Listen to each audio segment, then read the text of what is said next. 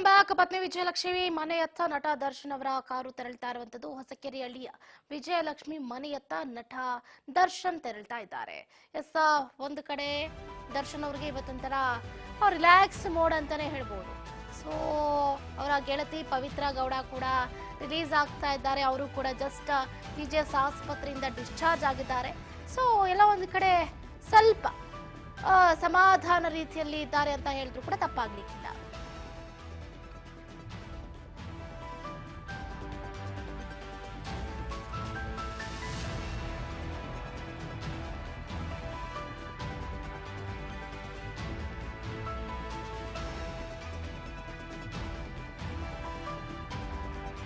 So ಅಂತೂ ಇಂತೂ ನಟ ದರ್ಶನ್ ಅವರು ಇವತ್ತು ಬಿಜಿಎಸ್ ಆಸ್ಪತ್ರೆಯಿಂದ ಡಿಸ್ಚಾರ್ಜ್ ಆಗಿ ಪತ್ನಿ ವಿಜಯಲಕ್ಷ್ಮಿ ಮನೆಯತ್ತ ದರ್ಶನ್ ಅವರ ಕಾರು ತೆರಳ್ತಾ ಇದೆ. ಹೊಸಕೆರೆಹಳ್ಳಿಯ ವಿಜಯಲಕ್ಷ್ಮಿ ಮನೆಯತ್ತ ದಾಸ ತೆರಳ್ತಾ ಇದ್ದಾರೆ. ನೋಡಿ, ಈಗ ತೂಗುದೀಪ ದರ್ಶನ್ ಅವರ ನಿವಾಸದ ಹತ್ರ ಸ್ವಲ್ಪ ಏನು ಅವರ ಅಭಿಮಾನಿಗಳ ಕಾಟ ಇರುತ್ತೆ. ದರ್ಶನ್ ಅವರನ್ನ ನೋಡೋದಕ್ಕೆ ತಂಡೋಪತಂಡದಲ್ಲಿ ಹೋಗ್ತಾರೆ, ಸೆಲ್ಫಿ ಕೇಳ್ತಾರೆ, ಕಾಯ್ಕೊಂಡು ನಿಂತಿರ್ತಾರೆ, ಪಟಾಕಿ ಹೊಡಿತಿರ್ತಾರೆ, ಬ್ಯಾನರ್ಗಳನ್ನ ಹಚ್ಚಿರ್ತಾರೆ. ಇದೆಲ್ಲ ಬೇಡವೇ ಬೇಡ. ಸೊ ಹೊಸಕೆರೆಹಳ್ಳಿಯಲ್ಲಿ ಏನು ವಿಜಯಲಕ್ಷ್ಮಿ ಅವರ ಅಪಾರ್ಟ್ಮೆಂಟ್ ಇದೆ.